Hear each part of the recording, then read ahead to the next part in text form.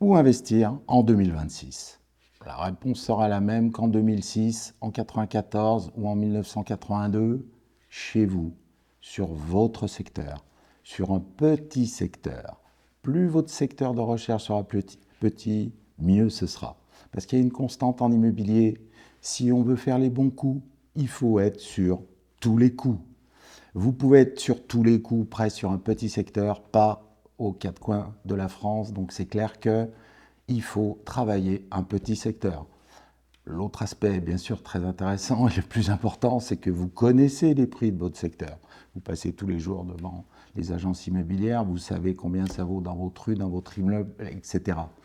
On le sait, d'une rue à l'autre, ça peut changer, d'un quartier à l'autre, ça peut changer. Comprendre une ville, comprendre un quartier, c'est long, il faut être précis. Les bons coups se font à l'achat, pas à la revente. Même si on améliore avec les travaux, si on a bien acheté, on revendra bien et on pourra avoir du rendement.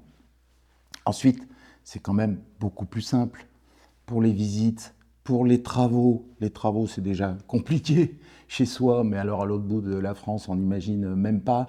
Pour la gestion du quotidien, pour tous les risques et les emmerdements que vous pouvez avoir. Le cumulus qui pète entre deux locataires, un début de squat dans tel ou tel appart. Il faut être capable de réagir en une heure. Il faut être capable de se rendre sur place en une heure. C'est évident, on connaît les prix, on peut agir rapidement soi-même, on peut intervenir, même si on a un gestionnaire, parfois il faut reprendre la main. C'est aussi quelque chose que vous apprendrez parfois à vos dépens, mais le délire administratif de la loi fait que parfois il faut reprendre la main à son gestionnaire. Ça arrive malheureusement de temps en temps. Bien sûr, si vous faites du saisonnier, type Airbnb, etc., soit vous faites une grosse partie du boulot vous-même, les entrées, les sorties, le petit coup de ménage, le linge, etc., ou alors ça vous bouffe la marge. Si vous passez par les conciergeries, etc., ça va vous prendre une grosse partie de la marge. C'est quand même beaucoup plus simple de le faire chez soi. Alors, bien sûr, il y a quelques villes où ça fonctionne beaucoup moins bien, à commencer par Paris.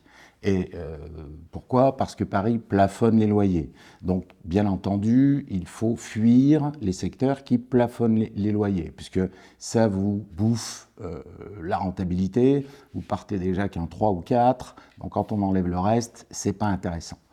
À Paris, il faut aller en deuxième couronne. Si vous êtes à Bordeaux ou à Lyon, il faut aller en banlieue ou quelques micro-quartiers qui ne sont pas trop chers, où vous pouvez avoir un bon équilibre. Donc ça se vérifie partout, peut-être à l'exclusion de Paris intramuros et quelques spots très très chers où il n'y a pas de rendement, mais encore une fois, vous faites quelques kilomètres et ça fonctionne. Donc n'allez pas à Brest ou à l'autre bout de la France parce qu'il paraît que ça va monter.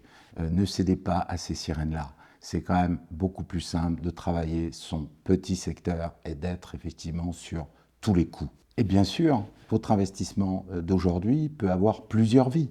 C'est peut-être un appartement dans lequel vos enfants vont démarrer la vie active. C'est peut-être un bien que vous allez récupérer quand vous allez vendre la grande maison ou le grand appartement familial pour aller peut-être en bord de mer pour passer une partie de la retraite. Vous récupérez cet appart en résidence secondaire, etc. Donc, bien entendu, vous ne pouvez pas le faire sur un bien qui est complètement excentré de vos lieux de vie. Donc, voilà, votre investissement d'aujourd'hui peut avoir plusieurs vies ensuite dans le temps. Pour prendre une image que tout le monde va comprendre, imaginez un village d'une centaine de maisons. Un investisseur achète une, deux, cinq, 10, 30 maisons. Quand il a effectivement 30 maisons, c'est lui qui fait le marché. C'est le maître du jeu. C'est lui qui fixe les prix et les conditions. Alors que 30 appartements éclatés aux quatre coins de l'Hexagone, comme dirait l'autre, c'est pas du tout la même limonade.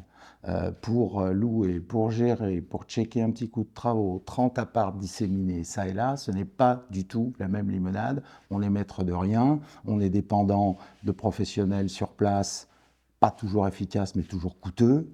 Alors que notre investisseur, dans son village, voilà, il a quelques mètres à faire entre chacun de ces apparts ou maisons, et c'est lui le maître du jeu, c'est lui qui fixe les prix.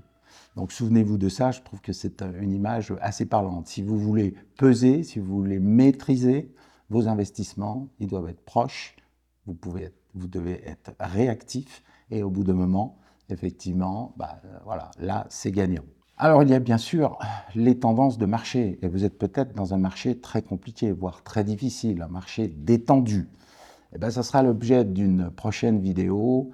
Est-ce qu'il faut investir sur les zones tendues, sur les zones détendues, y compris dans les zones en souffrance, où paradoxalement, il peut quand même y avoir de l'intérêt pour les investisseurs. Donc, sur la prochaine vidéo, investir ou investir zone tendue ou détendue. Et bien sûr, n'oubliez pas de retrouver tous ces conseils et bien d'autres dans le manuel de survie dans la jungle immobilière que j'ai le plaisir d'écrire, qui sont 35 ans de mon expérience de l'immobilier, aux éditions du Rocher.